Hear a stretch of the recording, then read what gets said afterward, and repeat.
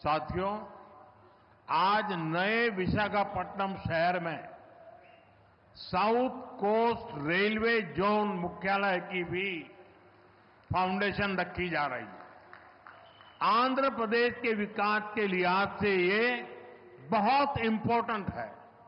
लंबे समय से एक अलग रेलवे जोन की मांग हो रही थी। आज ये स्वप्न साकार हो रहा है। మిత్రులారా, నేడు విశాఖపట్నం నగరంలో సౌత్ కోస్ట్ రైల్వే జోన్ ప్రధాన కార్యాలయానికి పునాది కూడా వేస్తున్నాం. ఆంధ్రప్రదేశ్ అభివృద్ధి దృష్ట్యా ఇది చాలా ముఖ్యమైనటువంటి కార్యక్రమం. ప్రత్యేక రైల్వే జోన్ కావాలన్న డిమాండ్ చాలా కాలంగా ఉంది. అటువంటి ఈ కళ, ఈ చిరకాల కోరిక ఈ రోజు నెరవేరబోతుందని తెలియజేసుకుంటున్నాను. साउथ कोस्ट रेलवे जोन का मुख्यालय बनने के बाद इस पूरे क्षेत्र में कृषि और व्यापार से जुड़ी एक्टिविटीज का विस्तार होगा। इसके अलावा टूरिज्म क्षेत्र और लोकल इकोनॉमी को भी प्रगति के नए अवसर मिलेंगे। సౌత్ కోస్ట్ రైల్వే జోన్ యొక్క ప్రధాన కార్యాలయం అయిన తర్వాత మన ఉత్తరాంధ్ర ప్రాంతంలో వ్యవసాయం మరియు వ్యాపారానికి సంబంధించి కార్యకలాపాలలో విస్తరణ జరగబోతుంది. ఇంతే కాకుండా పర్యాటక రంగం మరియు స్థానిక ఆర్థిక వ్యవస్థకు కూడా కొత్త అవకాశాలు లభిస్తాయని తెలియజేస్తున్నాను.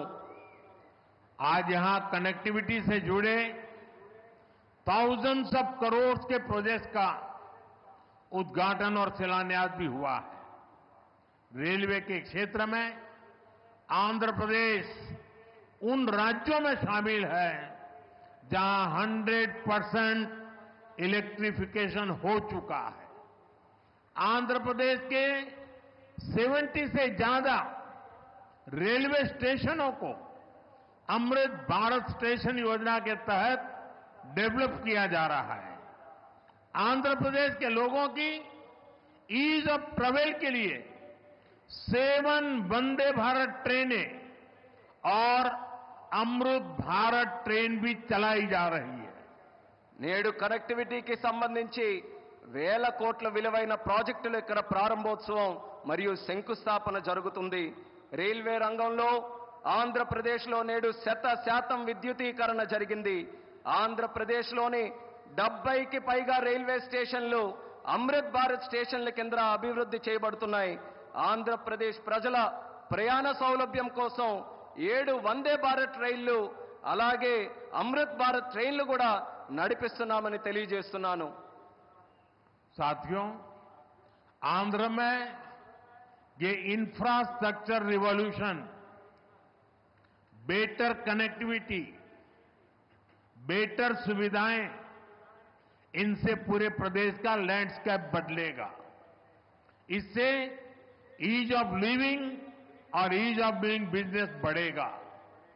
यही विकास आंध्र की करीब $2.5 ट्रिलियन इकोनॉमी का आधार बनेगा।